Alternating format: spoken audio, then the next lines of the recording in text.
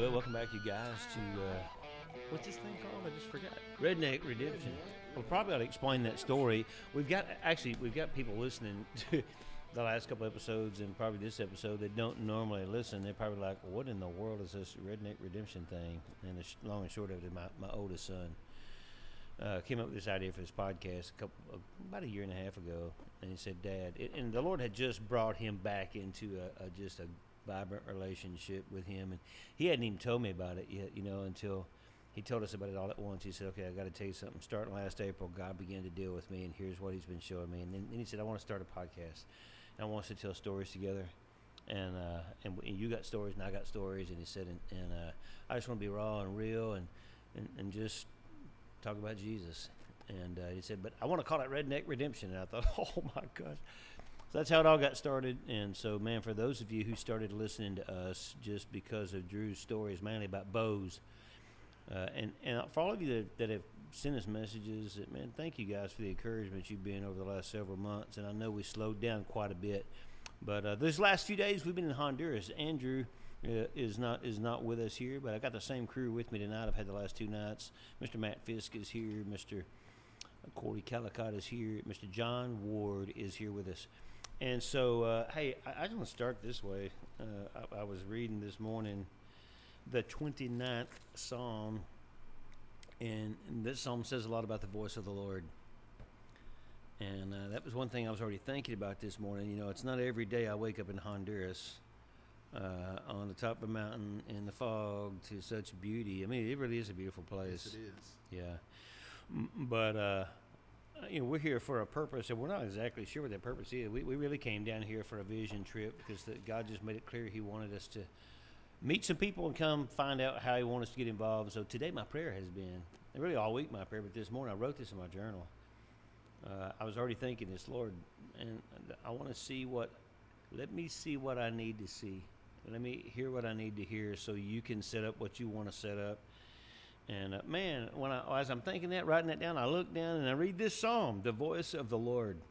Psalm 29 starts off, "Give to the Lord, O you mighty ones. Give to the Lord glory and strength. Give to the Lord the glory due His name. Worship the Lord in the beauty of holiness. The voice of the Lord is over the waters." And then it says, "The God of glory thunders. The Lord is over many waters. The voice of the Lord is powerful. The voice of the Lord is full of majesty." And those were the two lines that caught me this morning. That's what I'm listening for.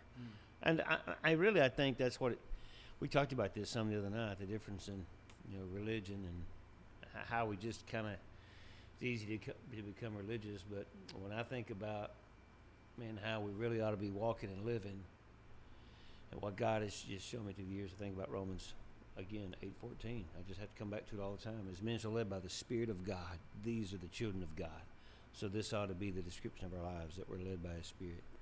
And that comes in a relationship, obviously. But and speaking of which, man, let's just we're going to chase a few rabbits tonight. Hey, we really want to tell you some stories about some things that have happened today. But I want to ask John a question just right off the bat. We've been talking a lot this week about just relationships. And last night, or in the last episode, the very first thing that happened was Luciano was there, and we stuck him on the microphone real quick. And of course, he had a goofy grin, and we told the silly story about him being the first guy to ever get a radar detected speeding ticket in the country of Honduras. That's a great thing. We actually drove to the spot today where he More scene of the crime. But hey, John, you've got stories. Not with everybody we saw today, but with some of these people. I enjoyed listening to you talk about Jeff the last few days and tell me, hey, you're going to like this Jeff guy. This Jeff guy is like this, and Jeff and Misty are like this, and Jeff and Misty are two of the other missionaries that are serving here at the other location, and we stayed there last night, woke up there this morning. That's where we were when I read this passage of Scripture. But I heard you talk about them and some of these other people. You have relationships on a first-name basis with a lot of people now here in Honduras. You've been here 10 years. But you got a pretty unique relationship with this guy, with Luciano. Would you tell the people just a little bit about Luciano? Luciano came back. He came to the mission as a translator, and he came from a group from an orphanage, and they had brought a couple of the orphanage kids here. Luciano came as a translator, and I can remember the first time I ever met him was I had to pick the It was I think it was 3 American ladies, and there was 2 translators, Luciano and another one, and I'm trying to remember, but it may have been Lempira Day. What is that? Lempira Day is the day they celebrate here for the Chief Lempira. You know, that we've seen in the galleys. Yeah. Okay. Well, apparently at the orphanage they had made these ribbons and these corn headbands with ribbons in them. Oh. And when I picked them up at the bus station, all 5 of them had those on. I wish you had a picture of that to flash up on the screen. And I can remember thinking, oh no, what's going to happen this week? But anyway, that's where we first met Luciano. How old was he? He was pretty young. I'm going to say he was probably 14 or 15 then. Probably about that age. And that was really one of the first times one of the first times he had been here at this mission. And of course he grew up with Americans, so he knew his English was real good, and we needed translators, so they brought him. And really kind of started to getting to know Luciano that week. While the team was here, I just kind of asked him a lot of questions and just kind of kept an eye on him, because I knew this was like one of the first times he was like had ever been out of the orphanage, you know. So that whole week, he basically would, every time he saw me, he'd say, "Hey, can I come live at the mission compound? I'll mow the yard, I'll cut the grass, I'll weed eat, I'll do whatever you want me to do." And I told him, I said, "Well, we'll think about that. Just be praying about it, and we'll pray about it, and you pray about it." He said, "Okay, I'll do that." But anyway, that's where it all started. And I don't know, I'm going to say it wasn't long after that I called Luciano and I said, "Why don't you come, let's try it out." And he came here, and Luciano was basically another son to me. He was probably here 3 and a half, 4 years. I'm not really sure on the time. But he came in as just mowing the grass and painting and running the weed eater, and really whatever we needed him to. We would use him as a translator when we needed him. He didn't know how to drive. We taught him how to drive. I started teaching him. I started teaching him about auto mechanics. I started teaching him about electrical and how to fix plumbing things and general carpentry, and just basically, you know, he was a 14-year-old boy out of an orphanage that really didn't know a whole much besides how to run a lawnmower and a weed eater. Now, we had the privilege to ride with you and Luciano. I think you're still teaching him how to drive. Yeah, that's correct. And I'll always remember the first time that we let Luciano drive. We pulled over to the side of the road, and I got out, and he got in the seat. And I should have known better, but I was just, you know. Anyway, we were on pretty much like an interstate, and I said, "Okay, let's start out." And he did good, you know, shifting gears. We had already worked with him a little bit on shifting gears around in the compound here, and he just got going faster and faster and faster and faster and faster. Just never let off the gas pedal. And that's when I said, "Okay, Luciano, you got to keep it at a steady speed somewhere."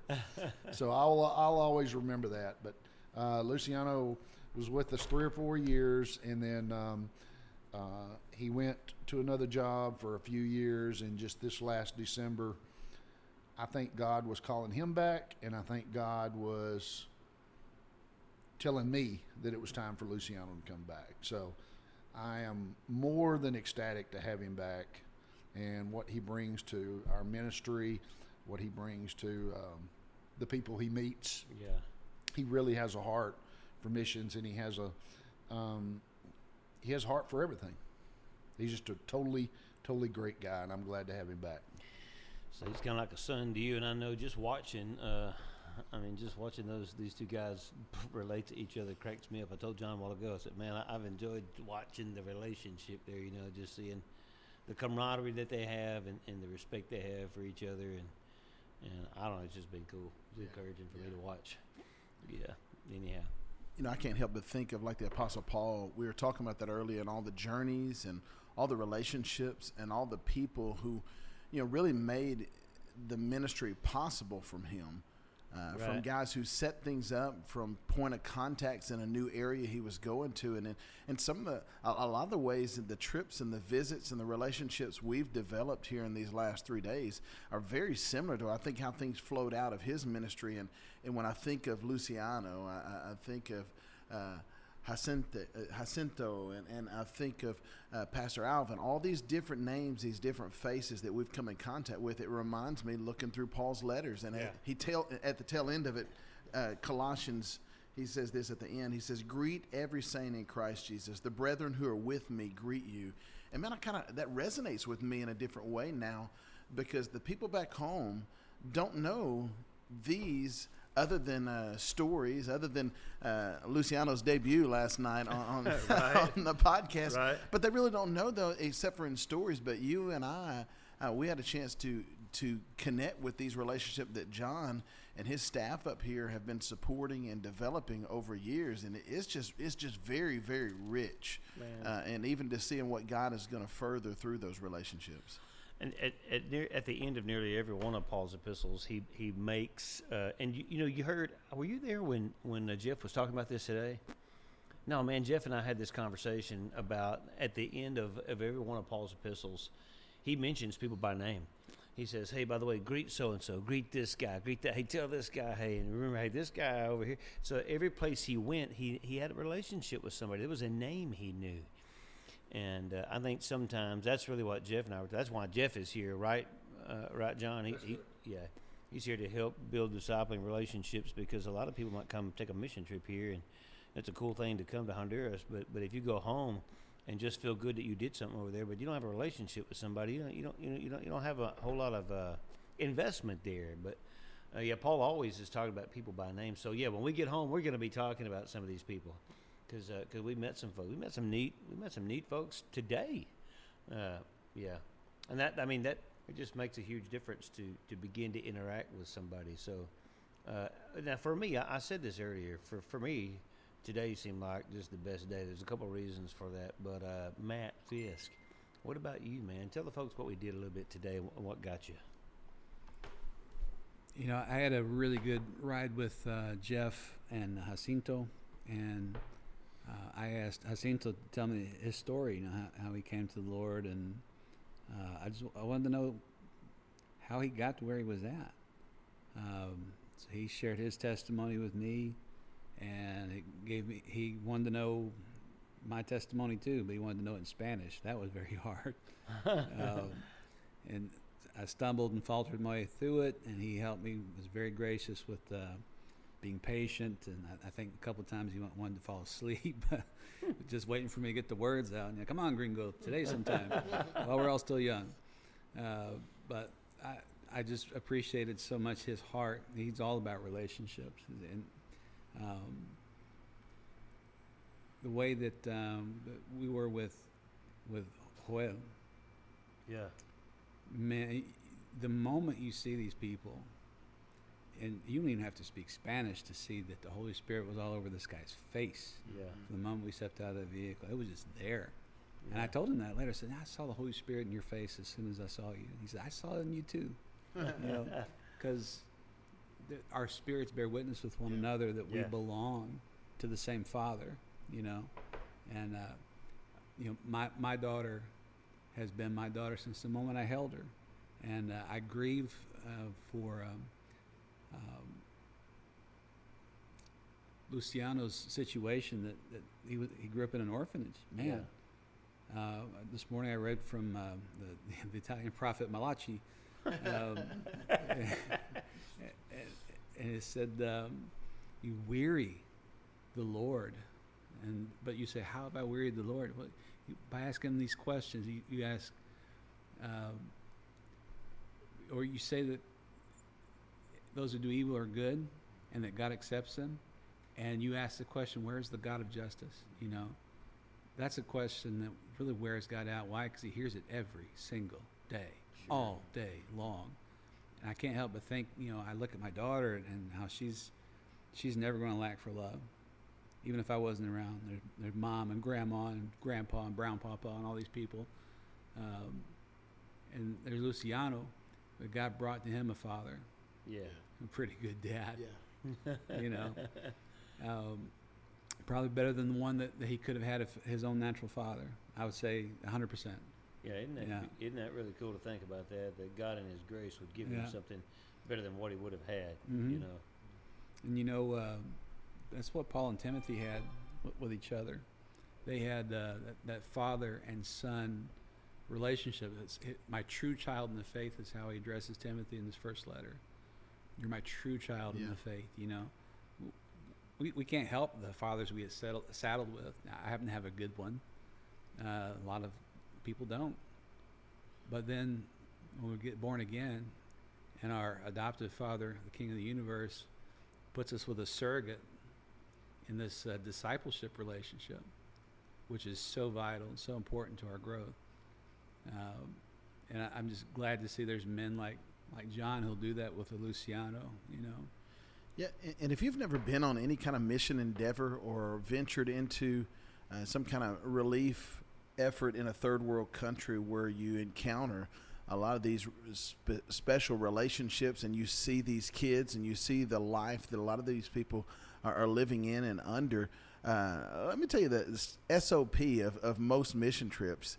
Very privileged individuals come from a more well-to-do part of the world, and they come down here and they see all these things, and immediately they fall in love with everyone they meet. They immediately want to empty out their wallet.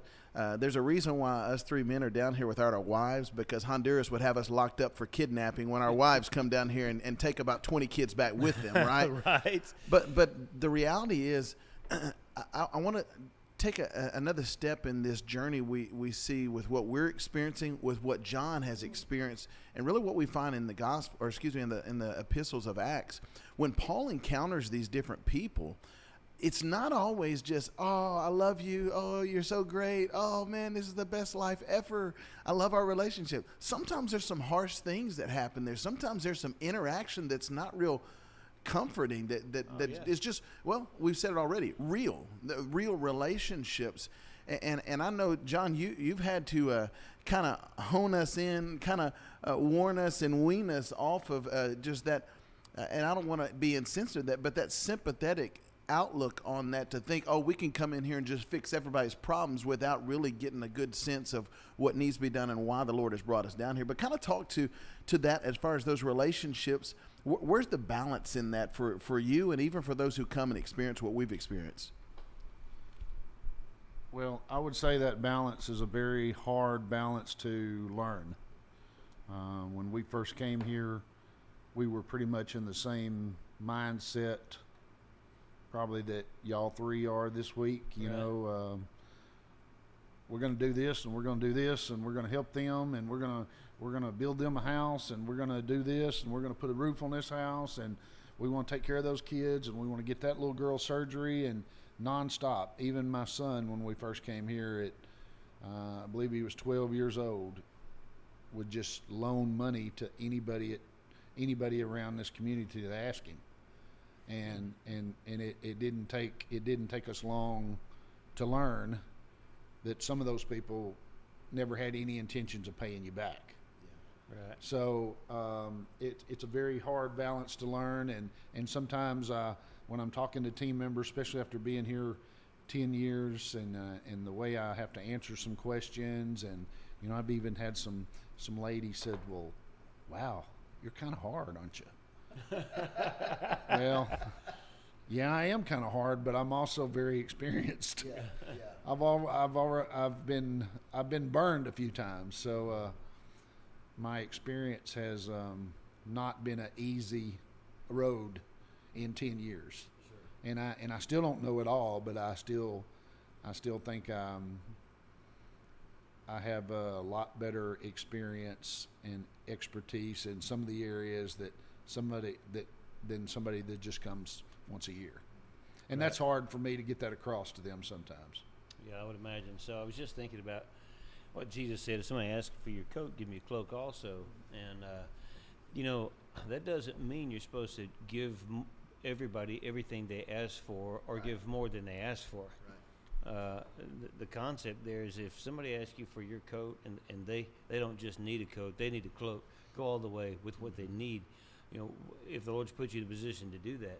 But at the same time, the things that people really need in Honduras really need, are the exact same things that people need in the United States. Yes.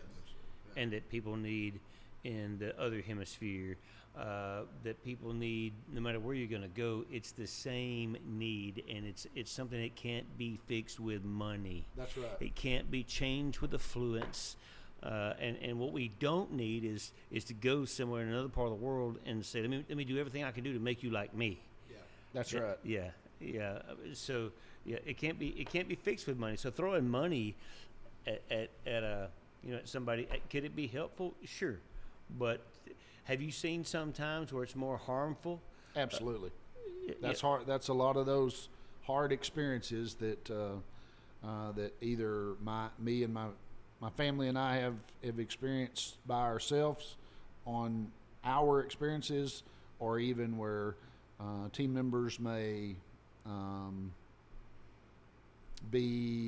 say, well, I'm not going to follow your advice. This is what I'm going to do, and when somebody does that, then I usually respect their wishes, unless it's something illegal or something I know that's not going to be good for whoever it involves. But yes, I've seen many instances where, and everybody that comes down here, especially on their first trip, is, hey, I'm ready to move to Honduras.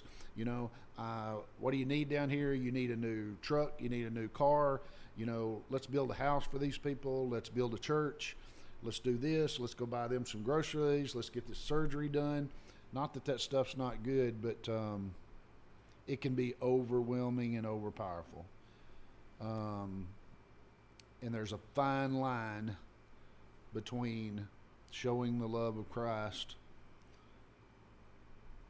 with trying to do it with money, or trying to do it with actually showing the love of Christ. Yeah, I like the way you said that.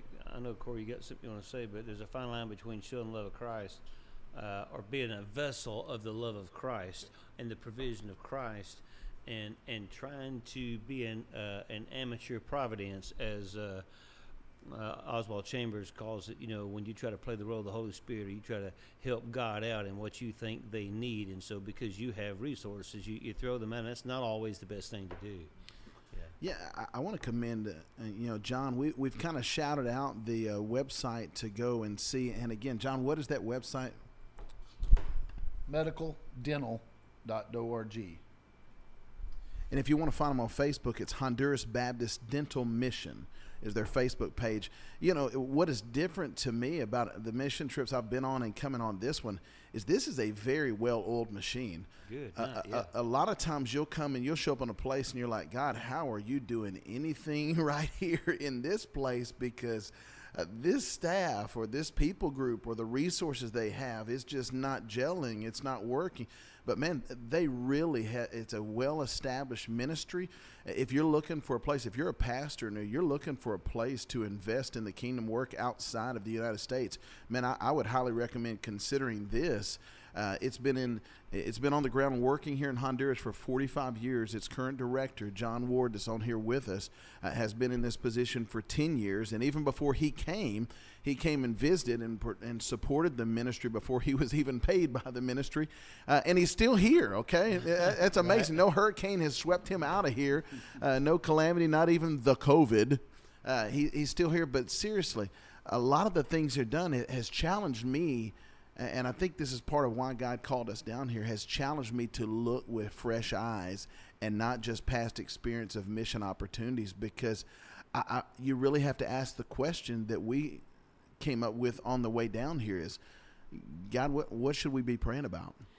Yeah, I can't get that passage off my mind about him giving us the keys of the kingdom. And what does that really mean? And so, often, and you said this the other day, we're satisfied with prayer. And I'm not trying to make fun of our prayers, but these cheesy little prayers about, Lord, keep us safe on our trip.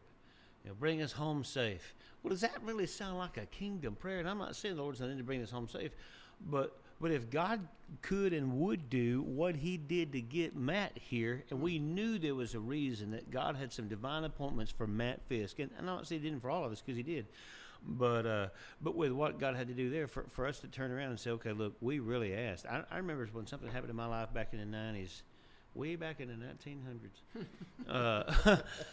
And I prayed about something. I mean, I prayed for 3 days straight hard, and when God answered the prayer, it was crazy. I'm telling you, he answered it in the wildest way, and he used that to open doors for me to share the gospel in places for 20 years. But see, that was something that God had something bigger in mind for. But I remember the day in the middle of that dirt road on my knees crying like a baby when God just pushed me and said, you prayed more for this one little inanimate object than you have for any one person in your whole life. Wow. Ask me for something. Yeah. You know? I want to turn it to Matt. Many of you guys, if you listen to the previous podcast, and you, again, can catch that on the Redneck Redemption, we've even posted it to the church's website so they can get a taste of what we've been experiencing. But Matt Fisk shared his story of the passaporte, right? Getting it here and the miracle that was.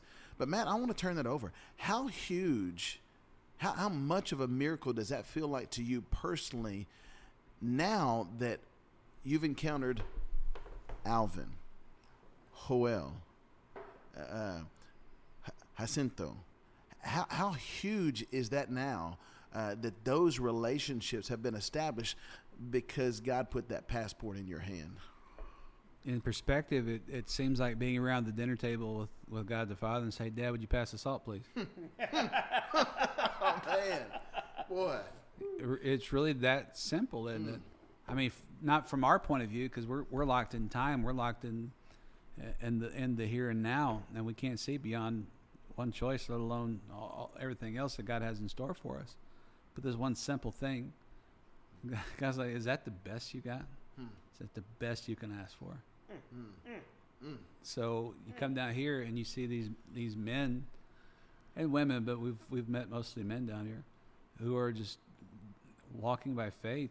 Boy. You got this young pastor in training who is in the side of a hill and saying, I see a church here. I don't see a church there. Yeah. I see a bunch of banana plants, and I see a 55-degree slope. Yeah. How in the world are you going to put a church here?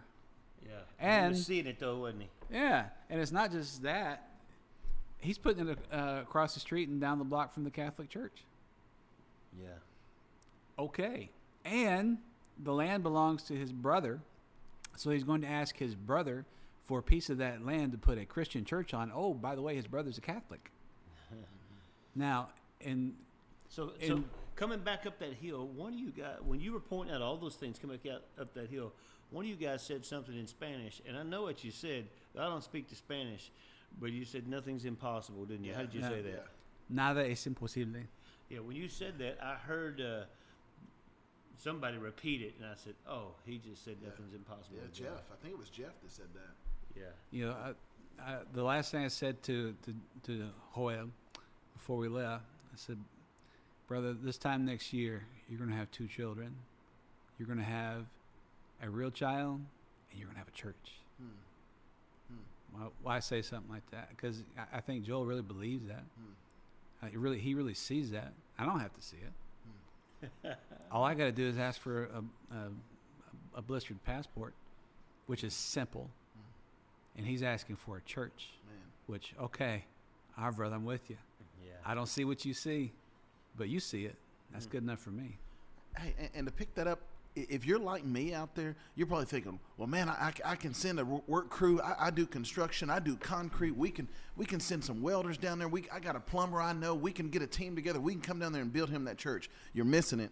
You're missing it. Okay, that's not what we're asking. That's really why that's not what we heard in that moment. What we heard is pray, pray, pray for God to move in the circumstances, just like he did for a passport, to move in a circumstance for that church. Because again, we get this American masculine mindset that, I okay, can come to the rescue. Yes, I'm the superhero. I can fix it.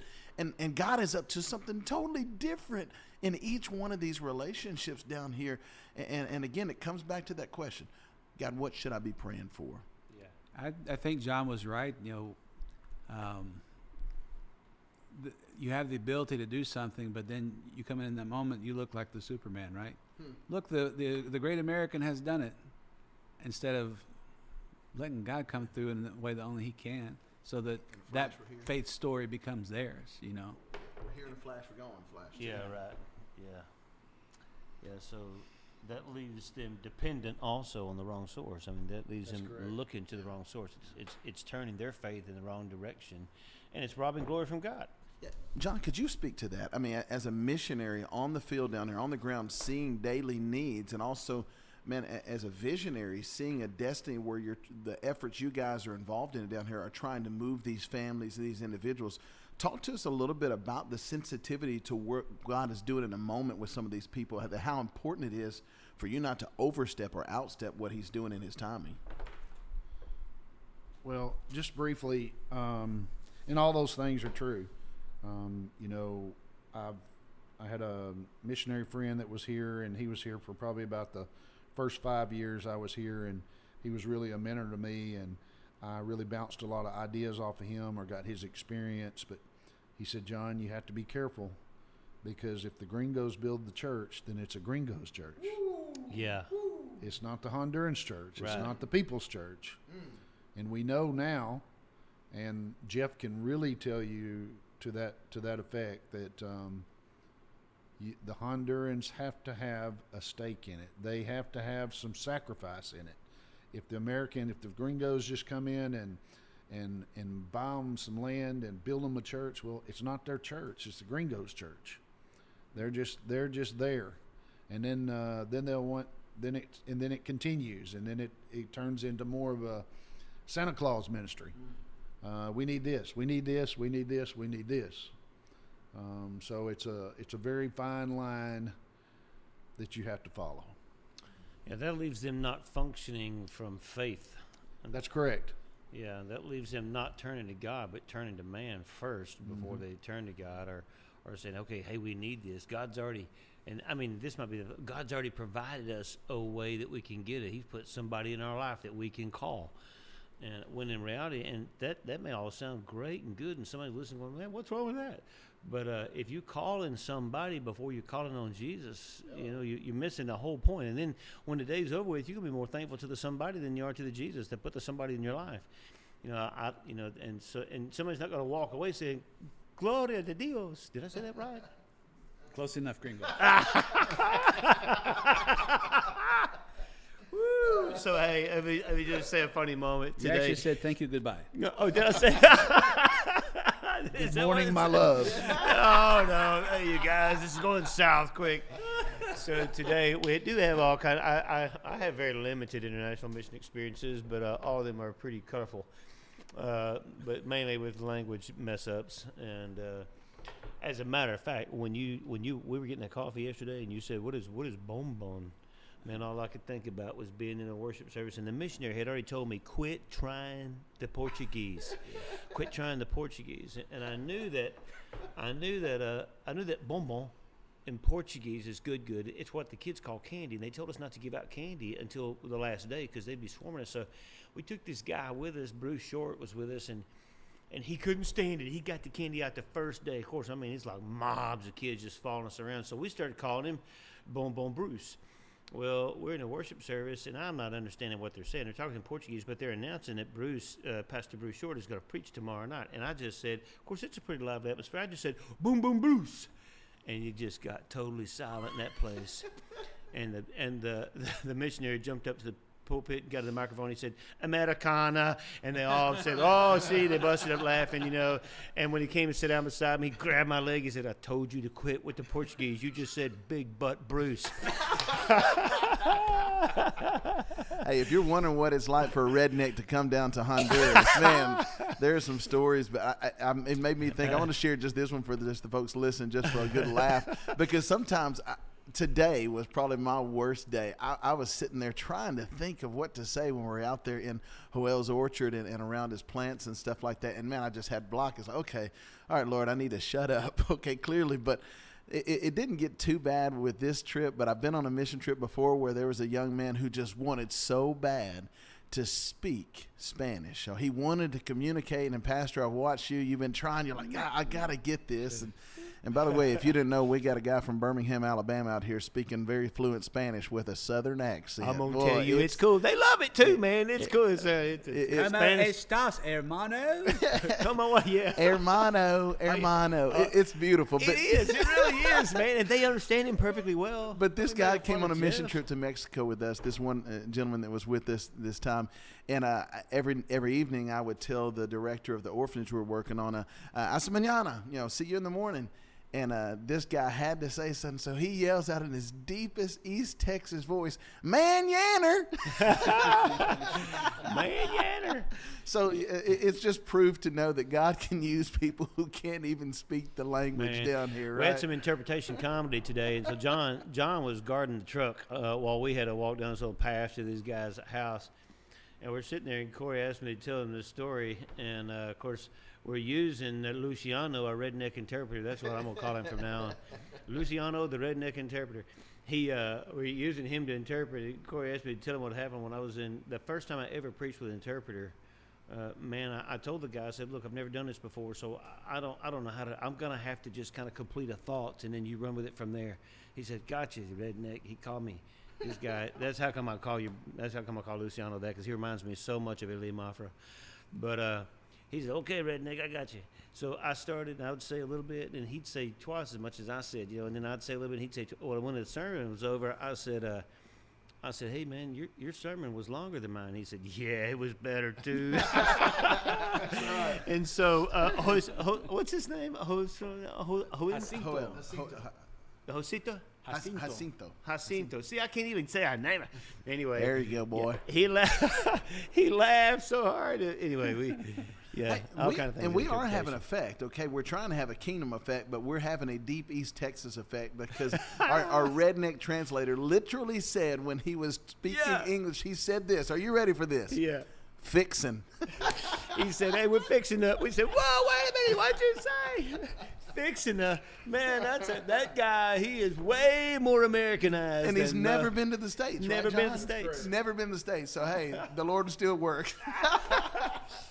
This whole notion that we've been talking about of throwing money and resources at a problem, it reminds me of how I've been actually with my little girl for a while. See, I'm very busy in ministry, working with veterans and stuff like that. Very busy.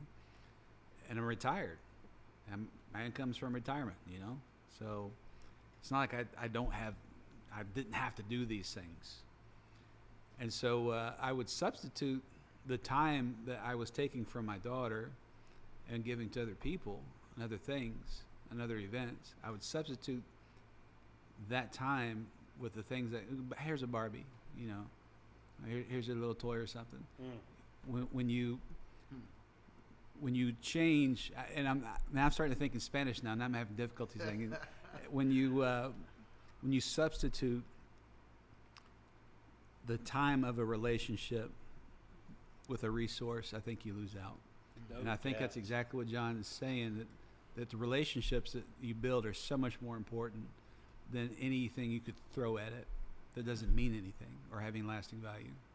So I enjoyed listening to you. I don't know if you knew I was listening to you, but I couldn't help but hear you, brother. This morning when I was sitting on the front porch and you were on the phone with your daughter.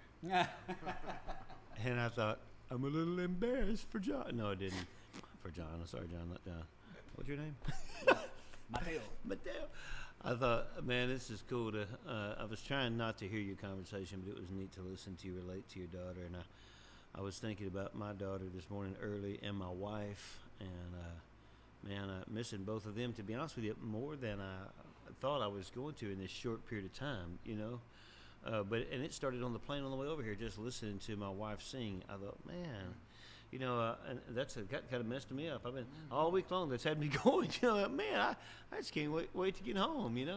But I didn't know you married Gretchen Wilson, by the way. Gretchen, her voice sounds just like her. My goodness. Okay, if Debbie listens to this, I realize that probably almost nobody yet, because we've not even released this music and stuff. We're really trying to work on it some more, but She wrote this song called Transformed, and it was just we were playing one day, and anyway, Matt listened to it. He said, "Man, that's Gretchen." I don't even know who Gretchen Wilson is. She's a very famous country star. Oh, okay. Anyway, So we've been talking about relationships on Redneck Redemption, and everybody needs them. God's created us for them. You've heard a lot of the names like Joel, Jacinto, Luciano, Alvin. Man, just some tremendous connections alongside Jeff and Misty. But really, the deepest connection we've probably made this week has been with this gentleman here on the broadcast with us, John Ward, who's pastor new. I mean, good grief. We've been in the same house with him, and we've been in a truck with him for, I don't know, about 48 hours, it feels like. But John, give us a snapshot as we sit here and talked about, man, we're ready to go see our families. My wife sent me a song, and it was her singing. I was like, oh, my goodness, what's the first flight out? You know, because I'm ready to go. But some of you guys may not know the life of a missionary is not just singular, okay? It's not just about the individual. It is about the couple, and if there's kids involved, it clearly is about the family. And as we sit here in this beautiful compound in this nice, cool house here in Honduras with John, John is not alongside his spouse either. He's not alongside his kids. Excited, furlough's coming. Going to get a little bit of time back. But John, I guess we could say this, just like Paul would ask, hey, how can we pray for you? Or we're praying for this about you. Man, along those lines, what is something we can pray? And don't go all administrator on us, okay? Don't sit here and talk about needs of the ministry and the mission. Man, God's got those. But for you, as your brothers, what are some things, and the people watching, listening, what can we pray for you about? Well, when both of our kids, we had 2 kids here in Honduras, and both of them were homeschooled up to a certain point. And then our son pretty much was homeschooled from 12 years old up until he had to attend the last half of the year of his senior year so he could graduate with this class. And then we allowed our daughter to go to grade school 1 year, middle school 1 year, junior high 1 year. And then she had always told us all along that, hey, I want to do high school in the States full time. And we knew that was coming, and we had kind of prepared for it. Now, is it easy? No, it's not easy, but it's doable. COVID has kind of been a somewhat of a blessing that has allowed me to travel back to the States more than I normally would have. This year I have probably spent, I've been able to go back to the States probably at least once a month, whereas normally it may not just be but once or twice a year. So this year really hasn't been hard because I'm not separated from my wife and daughter, but maybe, every 3 or 4 weeks, I get to see them. So it's really been a blessing this year because of COVID. Not that it was a blessing, but you know what I'm saying. It was a blessing to my family life. Absolutely. And I do look forward to going back to the States and spending time. My daughter's a junior in high school, and she started basketball and she didn't really care for that, and she started cross country and she really didn't care for that. She really just likes going to school. She's a very extremely smart young lady, so I love being there when she comes home and just listen to her day that happened at school, and it's all just stupid kid stuff, but I like hearing it. Right. yes, sir. Clearly yes, a sir. daddy's girl, yes. I don't know about that. Okay. Yeah. Not quite. Yeah, but anyway, things, just the separation from my family is probably my biggest challenge over the last. Karen and Anna haven't been in Honduras for over 3 years now. COVID and her going to school, and Karen is teaching now back in the States, and we can't just send her back to the States by herself. Karen's got to be there with her now. Hopefully, if God wills, when Anna goes off to college, then Karen can rejoin me in Honduras, if that's where God still wants us. He may call me home, or he may call us to the States, or he may send us somewhere else, but Right. that's where I'm standing right now. So where you're standing is wherever he tells you to stand. Huh? That's right. Yeah, whatever he says.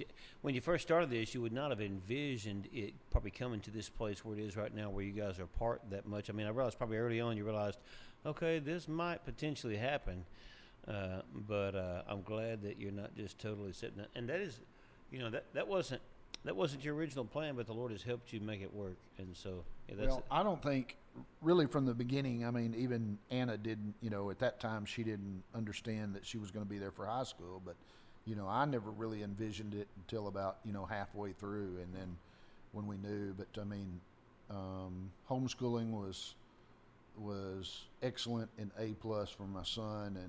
And now he did enjoy his last half of his senior year in the States with his friends doing senior high stuff, and I'm glad he got to experience that. But Anna's a little bit different than him, and she needed more of that, and I'm glad that God has allowed us to be able to provide her with that.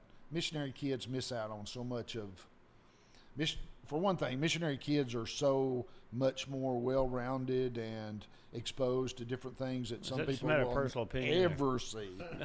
And then, but yeah, it's hard. They miss out on a lot of stuff, especially the social friends, things like that. So. And so now your son Andrew is how old now? He's 23, 22? Andrew turns 23 this month, I believe. And forgive me if I'm wrong, but I can't even tell you how old I am. So that's why I married a math teacher. My wife's a math teacher. She keeps up with that for you. If somebody asks me how old I am, I just look at Karen and she'll say, he's so-and-so, so-and-so. I'm almost positive that my son turns 23 this month. And he is in the U.S. Army. He is climbing the ranks fast and quick. He's doing what he's wanted to do his entire life. So I can't be more proud of him. He's married to another Army medic. Wow. And God brought them together, and she's a beautiful daughter-in-law, and I'm glad to have her. And then I'm just blessed all the time. Amen, John. I'm just sitting here watching you. I'm watching John say this to us right now, and he's trying to keep it together, man. But he's thinking about his family. We done made him homesick, man.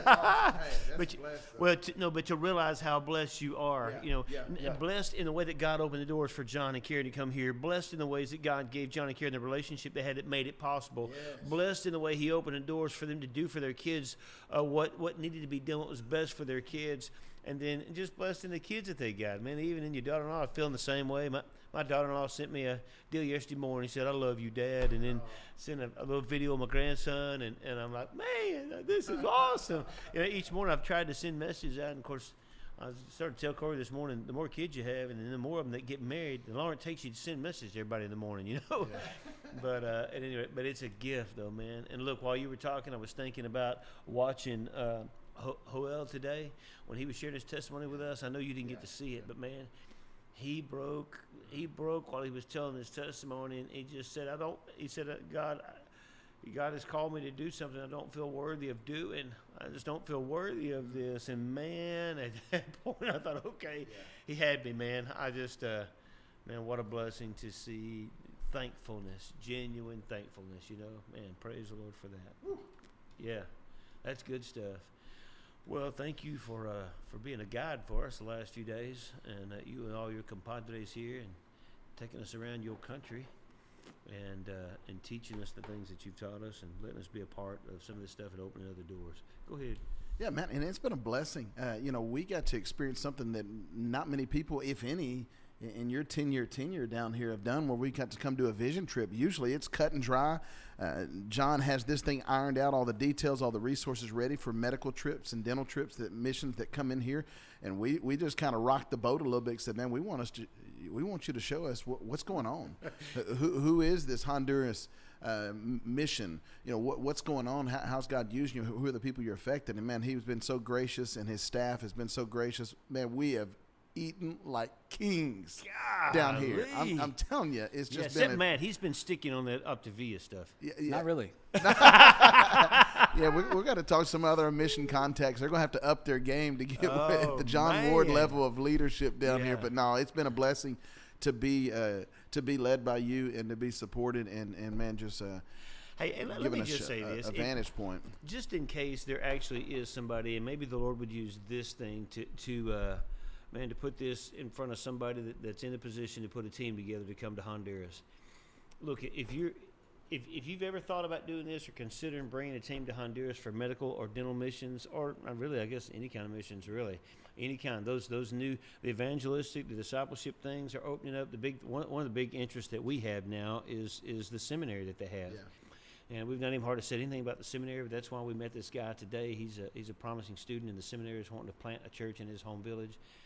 But let's just say this to you: if you've been nervous about going to a third world country because you don't know if you could quite handle it, because you're afraid the accommodations you might be uncomfortable. Look, suck it up, man. Get uncomfortable. You'll live. Mm-hmm. You'll live. Mm-hmm. You'll live better. But let me also say this: you won't be suffering if you come here. No. This is John. The Lord has provided an amazing place for people to be able to come. And anyway, we're glad to be able to share. Yeah. So whether you're an individual, whether you're a pastor, you're a church ministry, an organization, and you want to be a part of something that's cutting edge, whether it's medical, dental, whether it's evangelical with children's ministry, even as we talked about the seminary ministry, man, this is something worth your time and attention, worth of word of mouth to spread, because we said it earlier, it's the best kept secret in Honduras. We had to come down here to really figure it out and find it out. But man, I'm telling you, get the word out about Honduras Baptist Dental Mission. Check them out on Facebook. Check them out online. And, man, see if the Lord won't do what he's doing with us, teaching us what we're supposed to be praying about. Absolutely. Well, any last thing you guys want to say before we check out today? Mr. Fisk, Mr. Ward, Mr. Calicott. Matt Fisk, mi hermano. Mi amor. Come on, y'all, man. Leave it alone. Golly. I'm not even going to tell that story. People have to look it up. Half the people probably know, but at any rate. Well, hey, listen, thank you guys for listening. And we also have, Redneck Redemption does have a YouTube channel. And for those of you, some people used to listen to that faithfully, listen to us on YouTube. There's no video on there, but the listenership picked up on our podcast apps more than that. I just kind of quit posting stuff. If I get a wild hair and post some things, I may go back and put some video and some pictures from Honduras if I do post this episode on our YouTube channel. For now, let me just sign off with what our new sign-off is going to be. Hey, it's a messed up world. We live in a messed up world full of messed up people, but Jesus came to clean and mess up. You and I, Matt Fisk, are a couple of those messed up people, right? Amen. But, man, thankfully we have a God who loved us enough to send his son to change all of that. And we have been witnesses the last couple of days of how he's changing lives. And our prayers is doing the same for you. Bless you guys. Until we see you here next time on Redneck Redemption. Yes, sir. Man Yanner. Man Yanner, boys.